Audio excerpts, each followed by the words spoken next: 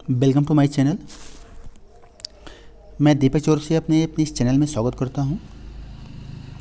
जैसा कि आप देख रहे हैं कि ये जीएस वर्ड का प्रैक्टिस सेट है, जिसमें हम यूपीपीसीएस आरओ एआरओ का टेस्ट सीरीज चालू कर रहे हैं।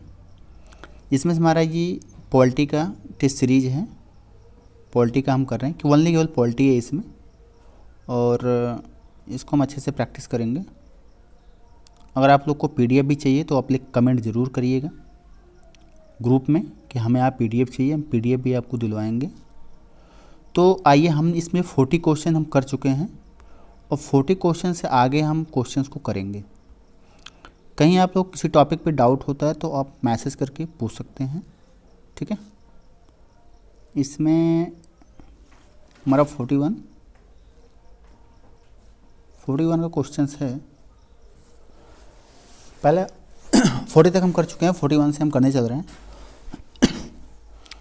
41 क्वेश्चन हमारा कहता है कि एल.एम. सिंघवी समिति किससे संबंधित है। एल.एम. सिंघवी समिति संबंधित है, हमारा क्वेश्चन कह रहा है। ऐसे बहुत सारे समिति आपको मिलेंगे जो पूछेगा किस चीज़ संबंधित हैं। बहुत सारे समिति हैं अलग अलग, हमें यहाँ पे एल.एम. सिंघवी समिति को समझना है। ऑप्शन है आपका आर्थिक नियोजन से, करारोपण से, संवैधानिक विकास से, पंचायती राज विकास से। तो हमारा ये ऑप्शन डी होगा, पंचायती राज विकास से। आइए कुछ चीज़ समझते हैं इसमें। जैसे 1986 में जब राजीव गांधी की सरकार थी, किसकी सरकार थी? राजीव गांधी की सरकार थी। तो उन्होंने क्या किया कि पंचायती राज को सुधारने के लिए अर्थात पुनरुद्धार करने के लिए उन्होंने एक समिति का गठन किया जिसका नाम था एल.एम. सिंघवी समिति। अब आपको यहाँ से 3-4 क्वेश्चन तैयार हुए। एल.एम. सिंघवी समिति इज रिलेटेड टू, किससे संबंधित है? पंचायती राज विकास से। जब ये समिति आई थी तो किसका शासनकाल था? राजीव गांधी का। कब आया था ये? 1986 में। 3 से 4 क्वेश्चन आपके बनते हैं यहाँ पे। नेक्स्ट क्वेश्चन हम देखते हैं 42। कह रहे कि नगरीय शासन प्रणाली को किस संविधान संशोधन द्वारा संवैधानिकता प्रदान की गई है? नगरीय 73वें संशोधन, 74वें संविधान संशोधन, 76वें संविधान संशोधन, या इनमें से कोई नहीं। कौन सा होगा बताओ? कौन सा? ऑप्शन वी, 74वें संविधान संशोधन के द्वारा नगरीय शासन प्रणाली को संवैधानिकता प्रदान की गई थी। संवैधानिक तरीके से आप इस पर काम कर सकते हैं। नगरीय शासन प्रणाली को संविधान में एक कानून, एक नियम बना दिया गया था। किस संविधान संशोधन द्वारा? 74वें संविधान संशोधन के 1992 में। अच्छा, इसी संविधान संशोधन के द्वारा भाग 9 में 9 का जोड़कर बनाया गया था। अच्छा, ये चीज़ समझिए, जैसे कि अभी हमारे संविधान में वैसे 395 अनुच्छेद माने मूल, इसे हम कहते हैं मूल अनुच्छेद। क्या कहते हैं? मूल अनुच्छेद। अगर पूछता है कि वर्तमान में कितने पूरे अनुच्छेद, लगभग 450 प्लस होने जा रहे हैं, 450 प्लस होने जा रहे हैं। तो ये अलग से कुछ नहीं जोड़ा गया है, इसी में का खा कर दिया जाता है। ये चीज़ कुछ लोग नहीं समझते। जैसे मान लीजिए अनुच्छेद जैसे अभी आप मूल अधिकार में जाइए तो अनुच्छेद 19, तो अनुच्छेद 19 का A1, अनुच्छेद 19 खा 2, ऐसे इस तरीके से काफ़ी अनुच्छेद को ऐड किया गया है जो अभी 450 लगभग पहुँचे हुए हैं, जिसमें हमारा आंसर क्या होगा? 74वें संविधान संशोधन। ठीक है। नेक्स्ट क्वेश्चन, उच्च न्यायालय के न्यायाधीशों के बारे में निम्न कथनों में से कौन सा सही नहीं है? उच्च न्यायालय की बात कर रहा है। उच्च न्यायालय अर्थात इसे कहते हैं हाई कोर्ट, और उच्चतम न्यायालय को हम क्या कहते हैं? Supreme court. ये हमारे 2 न्यायालय हैं, इसके अकॉर्डिंग हम काम करते हैं। अब ये पूछ रहा है कि उच्च न्यायालय के न्यायाधीशों के बारे में कौन से कथन सही नहीं है। थोड़ा सा ऊपर ले लेते हैं हम। पहला है, यह 62 वर्ष की आयु तक अपने पद पर बने रहते हैं, या मुख्य न्यायाधीश को अपना त्यागपत्र भेज सकते हैं, या भारत के संचित निधि से पेंशन प्राप्त करते हैं, अगला है राज्यपाल या उनके नियुक्ति व्यक्ति के समक्ष शपथ ग्रहण करते हैं। तो इसमें क्या होगा बताओ? उच्चतम न्यायालय, पहला आप समझोगे क्वेश्चन, या 62 वर्ष की आयु तक अपने पद पर बने रहते हैं, एग्जैक्ट सही है, चाहे 5 साल तक या 62 वर्ष की आयु तक ये बने रहते हैं। या मुख्य न्यायाधीश को अपना त्याग पत्र भेज सकते हैं, नहीं, ये मुख्य न्यायाधीश को अपना। अगला है या भारत की संचित निधि से पेंशन प्राप्त करते हैं, ये भी सही है, पहला सही है, संचित निधि से पेंशन प्राप्त करते हैं, ये भी सही है। राज्यपाल क्या होता है? राज्यपाल या उनके द्वारा नियुक्त, होता क्या है इसमें कि जो हाई कोर्ट होता है, जैसे उत्तर प्रदेश का जो हाई कोर्ट इलाहाबाद है, इसमें जो न्यायाधीश होते हैं, मुख्य न्यायाधीश न्यायाधीश इसमें जो होते हैं, ये उस राज्य के राज्यपाल या राज्यपाल के द्वारा किसी ऐसे वरिष्ठ व्यक्ति को नियुक्त किया जाता है जिसके समक्ष वो शपथ ग्रहण करते हैं, ये नियम है। अगर हम सुप्रीम कोर्ट की बात करें तो ये राष्ट्रपति के समक्ष अपना जो है शपथ ग्रहण करते हैं। तो इसमें हमारा ऑप्शन क्या होगा? ये होगा, ये सही नहीं पूछा है। या न्यायाधीश को त्यागपत्र भेज सकते हैं, नहीं, ये इनको न्यायाधीश को पत्र नहीं भेजते हैं, ठीक है, नहीं भेजते हैं, ठीक है। अगला देखते हैं हम, क्वेश्चन नंबर 44 क्या कर रहा है? लोक लेखा समिति अपनी रिपोर्ट प्रस्तुत करती है। ठीक है, हमारे पास समिति 2-3 समिति हैं, एक लोक लेखा समिति है, एक प्राक्कलन समिति है, ठीक है, ऐसे 2-3 समिति हैं। यहाँ पे हमें लोक लेखा समिति के बारे में समझना है, क्या है लोक लेखा समिति। तो ये लोक लेखा जो समिति होती है, ये अपना प्रतिवेदन अर्थात जो भी लेखा जोखा होता है, जो भी लेखा जोखा होता है वित्त विभाग का, किस विभाग का? वित्त विभाग का जो लेखा जोखा होता है, वो लोक लेखा समिति जो है वो लोकसभा स्पीकर को देती है। किसको देती है? लोकसभा स्पीकर को देती है। ये पूछ रहा है क्वेश्चन, क्या पूछ रहा है? किसको देती, रिपोर्ट प्रस्तुत करती है बताइए? लोकसभा स्पीकर को। किसको देती है? लोकसभा स्पीकर। लोक लेखा समिति अपनी रिपोर्ट प्रस्तुत करती है नियंत्रक परीक्षक को नहीं, लोकसभा स्पीकर। किसको देती है? लोकसभा स्पीकर को देती है। अब समझते हैं, जो ये लोक लेखा समिति है इसमें कितने सदस्य होते हैं? इसमें 22 सदस्य होते हैं। अब रट लीजिए, कितने सदस्य होते हैं? 22 सदस्य होते हैं, जिसमें से 15 जो होते हैं वो लोकसभा से होते हैं, और 7 राज्यसभा से होते हैं। ये दोनों मिलकर लोक लेखा समिति बनाते हैं। इनका मेन काम ही होता है वित्त लेखाओं की जांच करना, ठीक है। इसी में अगर हम प्राक्कलन समिति की बात करें तो ये इसमें 30 सदस्य होते हैं। कितने होते हैं? 30 सदस्य। लेकिन सभी क्या होते हैं? इसमें 30 सदस्य होते हैं, 22 नहीं 30, और सभी होंगे तो लोकसभा से होंगे, न कि राज्यसभा से। कोई लेना देना इनका नहीं होता। आई क्वेश्चन पे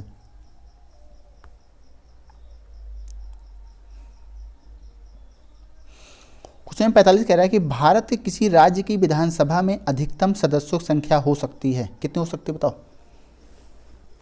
500। कितना हो सकती है? 500। अधिकतम संख्या 500 हो सकती है। ये अनुच्छेद 170 में ये कहा गया है।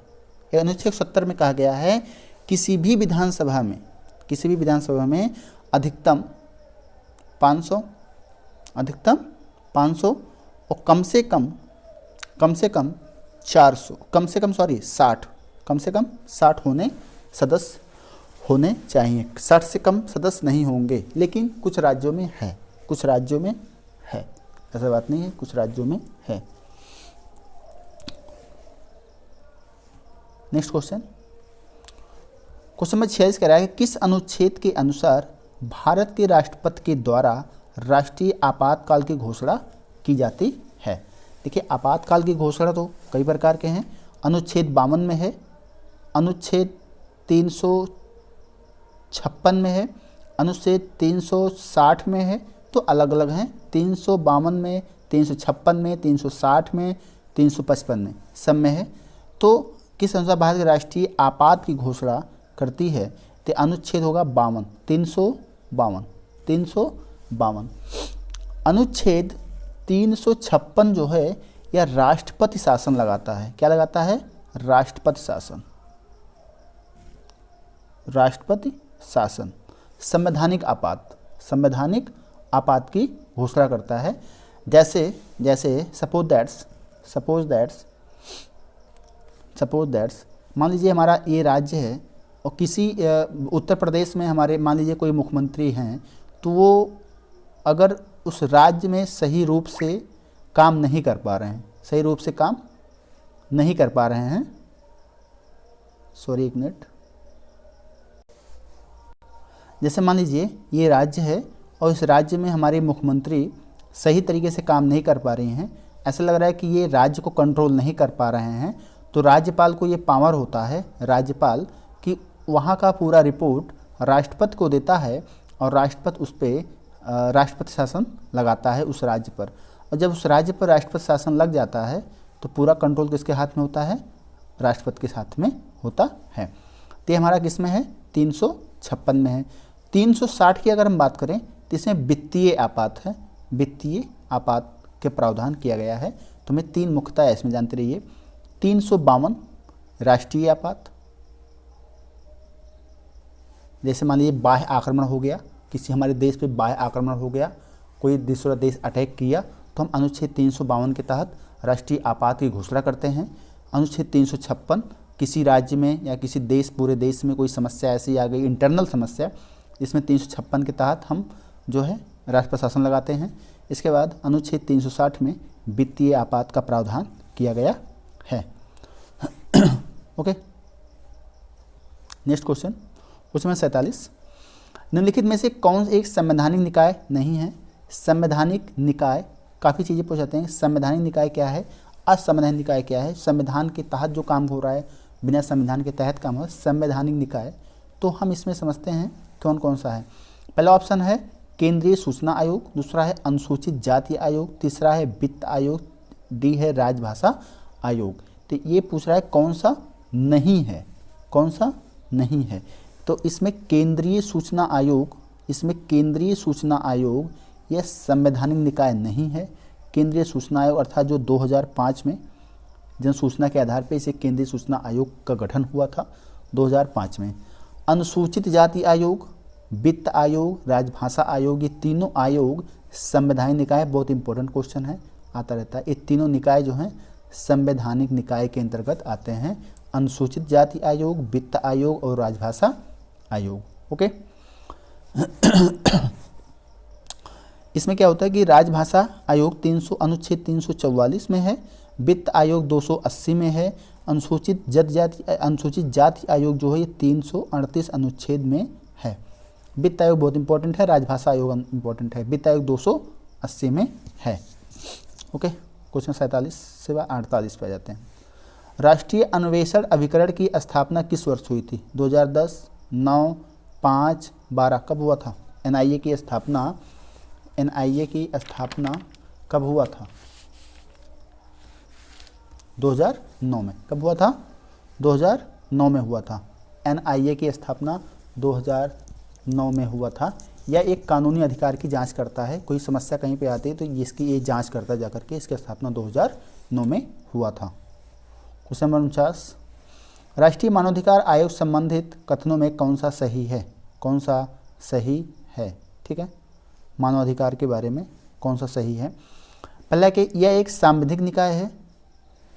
इसके अध्यक्ष सहित कुल 5 सदस्य होते हैं। मानवाधिकार की बात कर रहे हैं।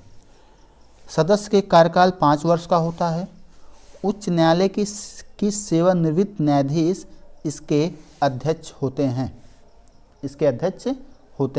क्या कह रहा है? कौन सा सही नहीं है? अब आप इसमें समझिए कि जो मानवाधिकार आयोग होता है, मानवाधिकार जो आयोग है, इसके बारे में समझिए। इसकी स्थापना, इसका गठन 1993 में हुआ था। बेसिक पे समझ लीजिए। राष्ट्रीय मानवाधिकार आयोग का जो गठन हुआ था 1993 में हुआ था। यह एक बहुसदस्यीय संस्था है। क्या है? बहुसदस्यीय संस्था है। यह संवैधानिक निकाय नहीं है। यह संवैधानिक निकाय सॉरी मध्यकार आयोग संबंधित कथनों में से कौन सा सही है, कौन सा सही है? इसमें इसमें अध्यक्ष सहित कुल 5 सदस्य होते हैं, तो ये गलत है, ये गलत है। एक अध्यक्ष प्लस 5, एक अध्यक्ष होता है, 5 सदस्य होते हैं, अर्थात 6 लोग होते हैं। ये कह रहा है इसमें अध्यक्ष सहित कुल 5 सदस्य होते हैं, तो ये हमारा ऑप्शन बी गलत होगा। सदस्यों का कार्यकाल कितना होता है? 5 वर्ष, ये भी गलत है। सदस्यों का कार्यकाल जो होता है, सदस्यों का कार्यकाल 5 नहीं 3 वर्ष होता है, अर्थात हमारा सी भी गलत है, वी भी गलत है। ऑप्शन देखिए, 5 सदस्य नहीं होते, 5 सदस्य होते हैं प्लस अध्यक्ष 1 होता है, ठीक है, 6 लोग होते हैं। इसमें 5 वर्ष का नहीं होता, मानवाधिकार आयोग का कार्यकाल 3 वर्ष का होता है। उच्च न्यायालय के सेवानिवृत्त न्यायाधीश ही इसके अध्यक्ष, न्यायाधीश इसके अध्यक्ष होते हैं। तो ये क्या है हमारा सही, कौन सा? ऑप्शन ए, एक संवैधानिक निकाय है। ठीक। किस राज्य में सर्वप्रथम पंचायती राज का आरंभ हुआ था? तो पंचायती राज का आरंभ आप जानते हैं राजस्थान में सबसे पहले हुआ था, राजस्थान के नागौर जिले में, नागौर जिले में 1959 में हुआ था, 1959 में हुआ था नागौर जिले में, ठीक है। नेक्स्ट क्वेश्चन नंबर 51, निम्नलिखित विचार कीजिए, राज्य वित्त आयोग एक संवैधानिक निकाय है, ये सही है, क्या है? सही है। राज्य वित्त आयोग जो होता है एक संवैधानिक निकाय है। कारण क्या कर रहा है कि संघीय वित्त आयोग पंचायतों को वित्तीय सहायता देने की संस्तुति नहीं कर सकता। ऐसा क्या नहीं कर सकता? इसका मतलब ये हमारा गलत है। हमारा ऑप्शन क्या कह रहा है? हमारा ऑप्शन कह रहा है कि ए सही है, आर गलत है, अर्थात ऑप्शन सी ए सही है और आर गलत है। क्वेश्चन नंबर 52, सरकारिया आयोग गठित हुआ था, सरकारिया एक आयोग है जो गठित हुआ था, निम्न में से किसकी समीक्षा करने के लिए?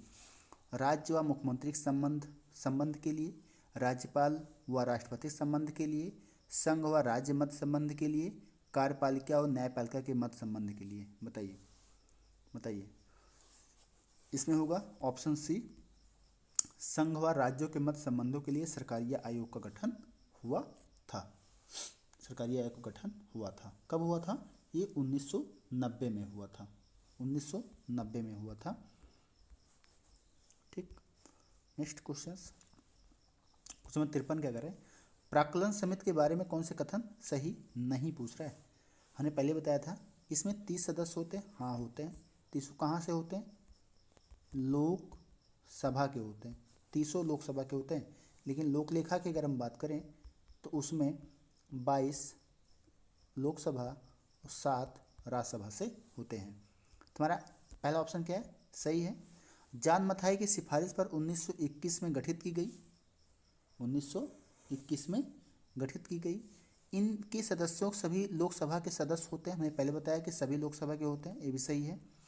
इसके अध्यक्ष सत्ताधारी दल ही होता है, सत्ताधारी दल ही होते हैं। जैसे लोकसभा के हैं तो लोकसभा के सभी लोग होते हैं, लोकसभा के होते हैं, तो ये भी सही है, ये भी सही है, ये भी सही है। ये कह रहा है कि जान मथाई सिफारिश पर 1921 में गठित हुआ था, तो जान मथाई तो सही है, सिफारिश तो जान मथाई नहीं किया था, लेकिन 1921 नहीं 1950 है, क्या है? 1950 है, ठीक है। अतः हमारा ऑप्शन बी ये सही होगा, मतलब ये गलत है। नेक्स्ट क्वेश्चन नंबर 54, भारतीय संविधान किस अनुच्छेद के अंतर्गत अंतर्राज्यीय परिषद की व्यवस्था की? ऐसे क्वेश्चन आपको रटने पड़ेंगे। अंतर्राज्यीय परिषद की व्यवस्था जो हुआ है वो अनुच्छेद 263 के अनुसार हुआ है, अनुच्छेद 263 के अनुसार हुआ है।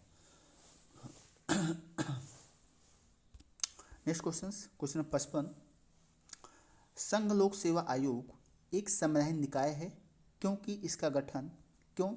पहले जानिए, अब एक क्वेश्चन, संघ लोक सेवा आयोग क्या है? एक संवैधानिक निकाय है, क्लियर है। क्योंकि इसका गठन कार्यपालिका के आदेश के तहत हुआ है, संसद के पारित अधिनियम के तहत हुआ है, राष्ट्रपति के अध्यादेश के तहत हुआ है, उपयुक्त में से कोई नहीं। कौन सा ऑप्शन होगा हमारा आंसर? बताइए। ऐसा कुछ नहीं है, हमारा इसमें ऑप्शन होगा इनमें से कोई नहीं। संघ लोक सेवा आयोग संवैधानिक निकाय है, इसकी स्थापना जो भी है वो राष्ट्रपति द्वारा किया जाता है। एक कार्यपालिका के आदेश से हुआ है? नहीं। संसद के अधिनियम से हुआ है? नहीं। राष्ट्रपति का अध्यादेश के तहत नहीं होता। उपयुक्त में से कोई नहीं। अब देखिए संघ लोक सेवा के बारे में थोड़ा समझते हैं। इसका जो गठन हुआ है, इस संवैधानिक निकाय तो है ही, लेकिन इसका जो गठन हुआ है ये अनुच्छेद 315 से लेकर के 323 में है। मतलब इसका गठन ऐसे नहीं हुआ है कि राष्ट्रपति ने इसका गठन कर दिया है, ऐसा गठन नहीं है कि इसका राष्ट्रपति ने इसका गठन कर दिया है। इसको संवैधानिक निकाय है, संविधान में इसका पूर्ण वर्णन है अनुच्छेद के तहत। अनुच्छेद 315 से लेकर 323 तक इसका गठन किया गया। नेक्स्ट क्वेश्चन नंबर 56 क्या करें? भाषाई अल्पसंख्यक वर्गों के लिए विशेष अधिकारी का प्रावधान संविधान के किस संशोधन अधिनियम के तहत किया गया है? भाषाई अल्पसंख्यक का जो भी संशोधन अधिनियम किया गया है, इसके लिए भाषाई अल्पसंख्यक वर्गों के लिए विशेष अधिकार का प्रावधान संविधान के किस संशोधन अधिनियम के तहत किया गया है? तो ये 7वें संशोधन अधिनियम में ये चीज़ किया गया था। भाषाई अल्पसंख्यक वर्गों के लिए एक अधिकार दिया गया था। ठीक है, नेक्स्ट क्वेश्चन 56 हो गए। हम क्वेश्चन नंबर 57 पे आते हैं। 57 में कह रहा है कि पंचायती राज व्यवस्था में पंचायतों की शक्तियां प्राधिकार संविधान को किस अनुच्छेद में वर्णित है?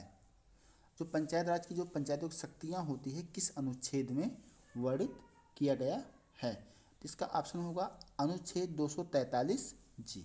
अनुच्छेद 243 जी। 73वें संविधान संशोधन के द्वारा 73वें संविधान संशोधन के द्वारा भाग 9 और 11वीं अनुसूची में, किस अनुसूची में है? 11वीं अनुसूची में पंचायत के बारे में प्रावधान किया गया है। किस अनुसूची में है? 11 अनुसूची में प्रावधान किया गया है और इसमें 29 चीज़ों का 29 वस्तु कह लीजिए 29 वस्तु का प्रावधान किया गया है। कितने पंचायत राज में कितने वस्तु हैं? 29 हैं। 11वीं अनुसूची में इसका प्रावधान अनुच्छेद 243 जी के अनुसार है।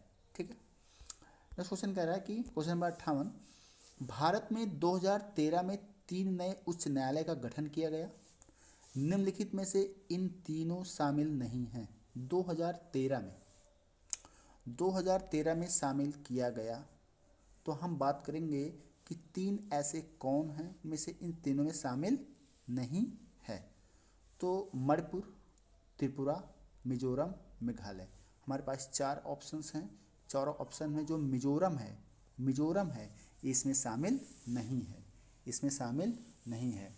मणिपुर, मेघालय और त्रिपुरा और मेघालय ये तीनों 2013 में एक उच्च न्यायालय का गठन किया गया था तीनों राज्यों में। ठीक है, अलग अलग जो है न्यायालय का गठन किया गया। कहाँ पर?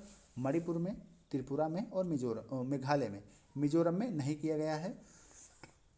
और अगर क्वेश्चन पूछा है सबसे नवीनतम, पूछता है सबसे नवीनतम जो आपका उच्च न्यायालय गठन हुआ है वो आंध्रा में हुआ है। कहाँ पे? आंध्र प्रदेश में हुआ है 2019 में हुआ है। ठीक है, नवीनतम, अगर नवीनतम की हम बात करें तो। क्वेश्चन नंबर 59 देखते हैं हम। भारत में सैन्य बलों का सर्वोच्च सेनापति कौन होता है? सब लोग जानते हैं राष्ट्रपति होता है। तीनों सेनाओं का सर्वोच्च कौन होता है? राष्ट्रपति होता है। ठीक है, क्वेश्चन नंबर 60 कह रहा है कि प्रधानमंत्री के शक्तियों एवं कार्यों से संबंधित, प्रधानमंत्री की बात कर रहा हूँ, संबंधित निम्नलिखित कथनों में से कौन सा असत्य है? असत्य पूछ रहा है, न कि सत्य पूछ रहा है। तो असत्य में आइए देखते हैं हम। वह किसी भी समय लोकसभा विघटित करने की सिफारिश राष्ट्रपति से कर सकता है। वह मंत्रियों को विभिन्न मंत्रालय आवंटित करता है। ऑप्शन सी कह रहा है कि भारत सरकार के सभी शासन संबंधी कार्य उसके नाम पे किए जाते हैं। वह राष्ट्र की विदेश नीति को मूर्त रूप देने की महत्वपूर्ण भूमिका निभाता है। थोड़ा छोटा करते हैं, समझाते हैं इसको। देखिए, वह किसी समय लोकसभा विघटित करने की सिफारिश राष्ट्रपति से कर सकता है। देखिए, जो लोकसभा का विघटन होता है, एक चीज़ समझिए कि लोकसभा का विघटन होगा, स्थगन होगा, विघटन होगा किसका? लोकसभा का, लेकिन राज्यसभा का नहीं होगा। ये समझ लीजिए पहली चीज़। लोकसभा भंग हो सकती है, राज्यसभा भंग नहीं हो सकती है। 2 चीज़ क्लियर। अगला चीज़ देखिए, अर्थात वो राष्ट्रपति सिफारिश कर सकता है कि आप लोकसभा भंग कर दीजिए, तो भंग कर देगा, इसका मतलब ये सही है हमारा। मंत्रियों के विभिन्न मंत्रालय आवंटित करता है, कौन करता है? प्रधानमंत्री ही करता है, आवंटित करता है ना, चुनाव होने के बाद आवंटित करता है। अगला क्वेश्चन है, भारत सरकार सभी शासन संबंधी कार्य उसके नाम पे किए जाते हैं। एक चीज़ नोट कर लीजिए कि राष्ट्रपति तो नाम मात्र का होता है, लेकिन जो भी विदेशी कार्य या भारत के कुछ सभी कार्य इसी के नाम पर किए जाते हैं, ना कि प्रधानमंत्री के नाम पे किए जाते हैं। किसके नाम पर?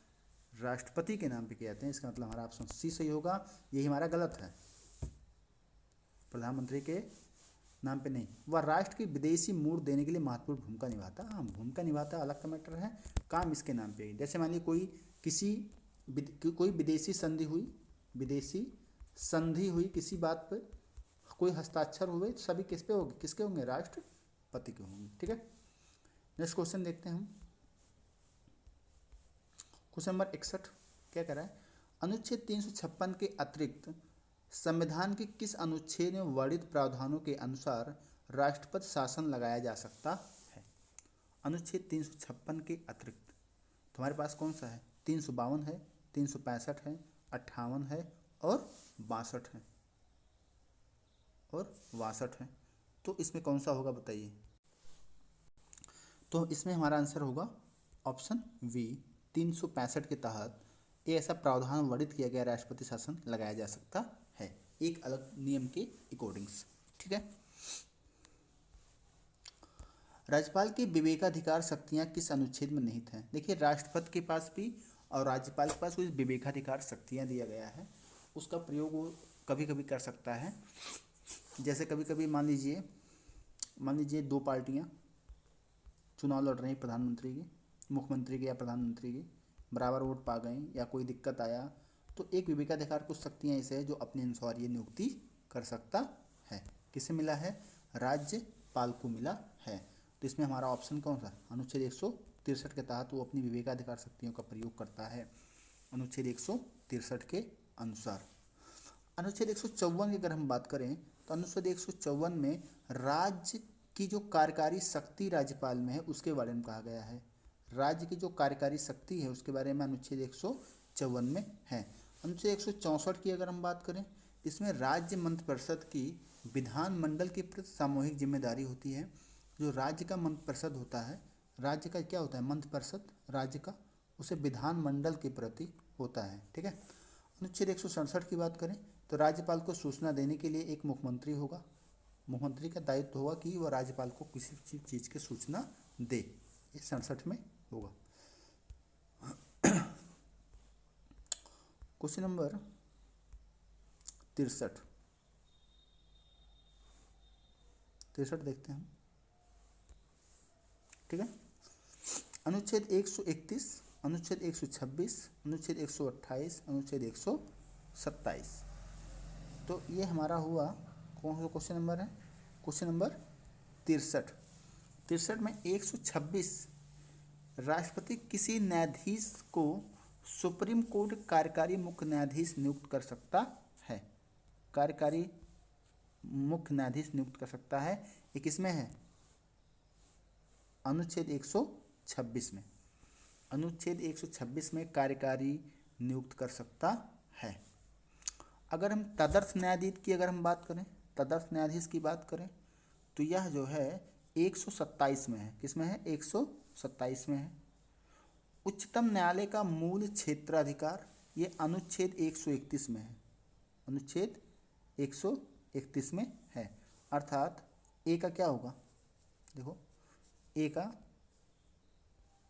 सी, ए का तीसरा, तो ए का तीसरा ऑप्शन हमारा कौन सा होगा?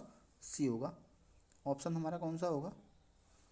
हमारा ऑप्शन सी होगा। सी हमारा आंसर होगा। ये आपको अनुच्छेद हैं, आपको रटने पड़ेंगे, बिना रटे हुए अनुच्छेद नहीं आएंगे। लोकसभा में मंत्रिपरिषद के प्रति अविश्वास प्रस्ताव लाने के लिए कितने सदस्यों का समर्थन चाहिए?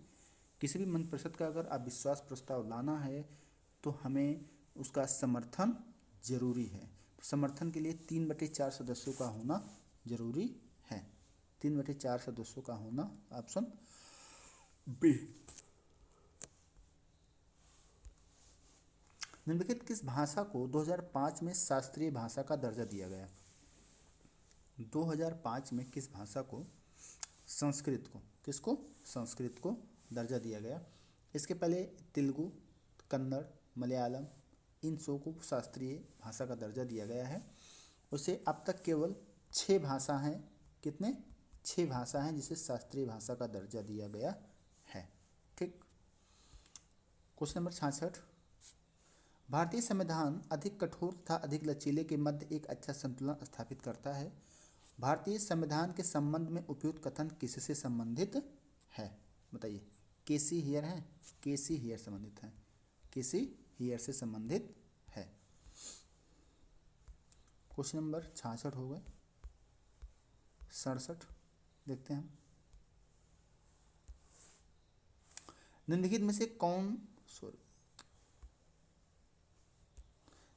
से कौन संसद की लोकलेखा समिति की बैठक में उपस्थित रहता है? बताइए। लोकलेखा समिति की बैठकों में उपस्थित रहता है। महालेखा नियंत्रण परीक्षक, भारत के नियंत्रण महालेखा परीक्षक, जिन्हें हम कैग भी कहते हैं। क्या कहते हैं? जिन्हें हम कैग भी कहते हैं। किस अनुच्छेद के तहत हैं ये? अनुच्छेद 148 में इनका वर्णन किया गया है, भारत के नियंत्रक महालेखा परीक्षक के बारे में। ठीक है।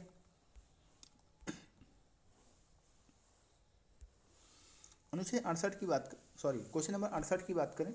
निम्नलिखित कथनों पर विचार कीजिए।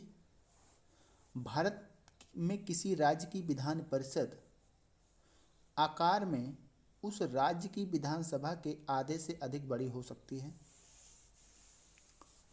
अगला कह रहा है कि किसी राज्य का राज्यपाल उस राज्य की विधान परिषद के सभापति के नाम निर्देशित करता है। तो इसमें हमारा ऑप्शन क्या कह रहा है कि, इसमें हमारा ऑप्शन कह रहा है कि निर्देश करता है किसी राज्यपाल अपना विधान परिषद सभापति के नाम, ऐसा कुछ नहीं है। सभापति तो रिलेटेड टू राज्यसभा, और भारत किसी भी राज्य का विधान परिषद आकार उस राज्य की विधानसभा के आधे से अधिक बड़ी हो सकती है, ये भी गलत है। ये भी क्या है? गलत है। तो हमारा ऑप्शन डी होगा। ठीक है, ऑप्शन हमारा डी होगा।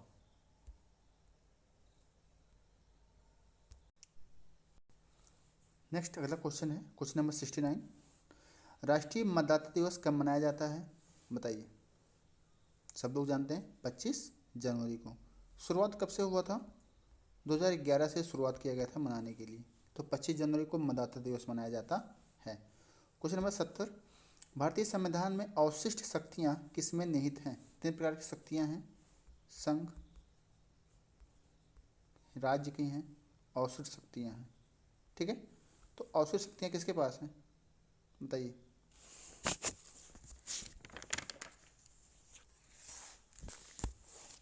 किसके पास हैं? संसद के पास। किसके पास हैं?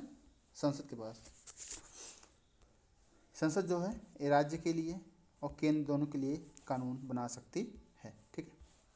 क्वेश्चन नंबर 71, निम्नलिखित वाक्यों में विचार कीजिए और नीचे दिए गए कूट का सही उत्तर चुनिए। जनहित याचिका जन सहयोगी नागरिकों को न्यायालय तक जाने की स्वीकृति देती है। कारण कह रहा है कि जन सहयोगी व्यक्ति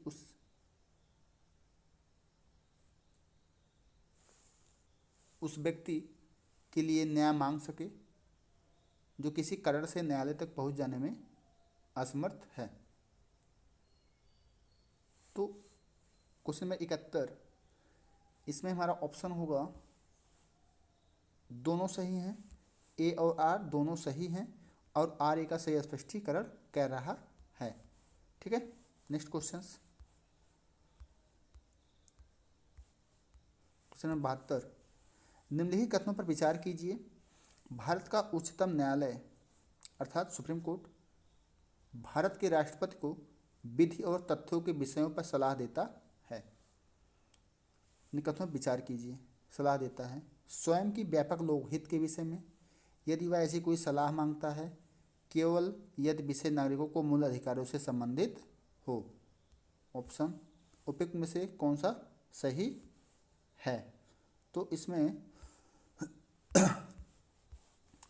यदि वह कोई सलाह मांगता है, अगर कोई सलाह मांगता है तो सलाह देगा। अगर कोई सलाह वो मांगता है राष्ट्रपति विधि तथ्यों विषय सलाह मांगता है तो किससे? उच्चतम न्यायालय से सलाह मांगता है कौन? राष्ट्रपति मांगता है तो सलाह देगा। ये हमारा ऑप्शन बी सही है, दूसरा सही है, इसका मतलब ऑप्शन हमारा बी सही है। ठीक है। क्वेश्चन नंबर 73, क्वेश्चन नंबर 73 कह रहा है संसद की कार्यवाही में अपनाई जाने वाली प्रक्रिया शून्यकाल का उपबंध सर्वप्रथम किस देश से अपनाया गया है? बताइए। भारत। शून्यकाल कहाँ से लिया गया है?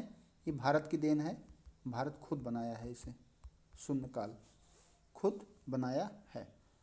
शून्यकाल जो होता है ना, ये शून्यकाल प्रश्नकाल के तुरंत बाद होता है, इतना याद रखिएगा।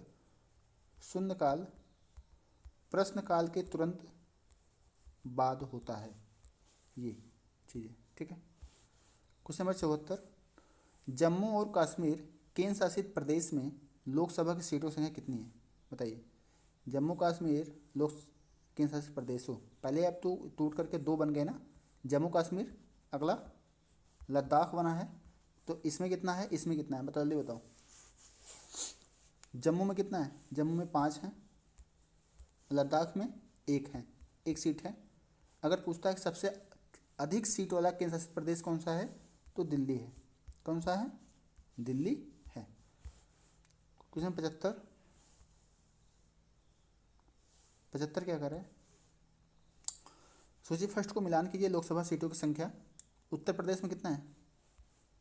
80 है, उत्तर प्रदेश में 80 है। और ऑप्शन मिलाते हैं, ए का क्या होगा? तीसरा, ए के 3 ऑप्शंस हो गए। आंध्रा में कितना है? 25 है। आंध्रा में कितना है? 25 है आंध्रा में, अर्थात बी का चौथा, बी का चौथा, अर्थात हमारा ऑप्शन क्या होगा? ए होगा। बी का, ए का तीसरा, बी का चौथा, सी का दूसरा। कर्नाटक का, कर्नाटक में 28 है, गुजरात में 26 है। ऑप्शन हमारा ए आंसर होगा।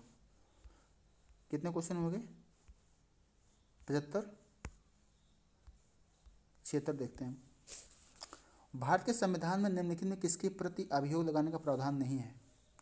अभियोग लगाने का प्रावधान नहीं है। राष्ट्रपति के विरुद्ध हम अनुच्छेद 61 के तहत अभियोग लगाते हैं, मुख्य चुनाव आयुक्त लगाते हैं, न्यायाधीश के प्रति लगा देते हैं, लेकिन चुनाव आयुक्त पे नहीं लगाते। ठीक है, प्रावधान नहीं है। 76 क्वेश्चन में आंसर वी होगा। ठीक है। नेक्स्ट क्वेश्चन 77, जिला न्यायाधीशों को नियुक्ति का प्रावधान संविधान के किस अनुच्छेद में वर्णन है? 77 कह रहा है किस में वर्णन किया गया है? तो अनुच्छेद 233 में जिला न्यायाधीश के बारे में वर्णन किया गया है, 233 में। क्वेश्चन नंबर 78 की बात करें, जब 2 या 2 से अधिक राज्यों के विधानमंडल प्रस्ताव पारित करें कि राज्य सूची के विषय पर कानून बनाए जाएं, तब संसद उस मामले संबंध में कानून बना सकती है। किस अनुच्छेद के तहत बनाएगी? बताइए। यदि विधानमंडल प्रस्ताव ये पारित कर दें कि इस पर कानून बनाया जाए, संसद इस पर कानून बना सकती है, तो इस पर किस आधार बनाएगा? अनुच्छेद 252 के तहत। किस पे? अनुच्छेद 252 के तहत वो बना सकती है। क्वेश्चन नंबर 79, क्षेत्रीय परिषदों के बारे में निम्नलिखित कथनों पर विचार करें। कह रहा है कि इसका गठन राज्य पुनर्गठन अधिनियम 1956 के तहत किया गया था। देश में कुल 5 क्षेत्रीय परिषद हैं। प्रधानमंत्री 5 क्षेत्रीय परिषदों के अध्यक्ष होते हैं। अगला कह रहा है राज्य के मुख्यमंत्री क्रमवार इसके उपाध्यक्ष होते हैं, इसके उपाध्यक्ष होते हैं।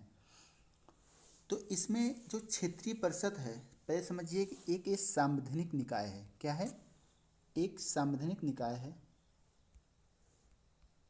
संवैधानिक निकाय है, पहला पॉइंट जानिए क्षेत्रीय परिषद।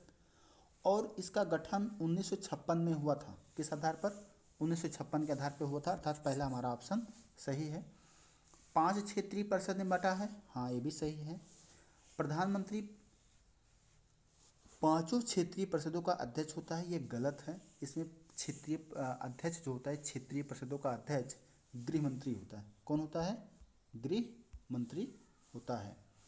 तो हम ऑप्शन देखते हैं, ऑप्शन डी 1 2 4, 1 2 4 हमारा ऑप्शन होगा।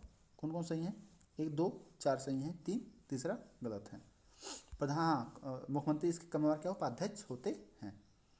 क्वेश्चन नंबर 80 हमारा लास्ट क्वेश्चन, संविधान के किस अनुच्छेद अधिनियम द्वारा केंद्र एवं राज्यों की मंत्रिपरिषद की सीमा निश्चित की गई है।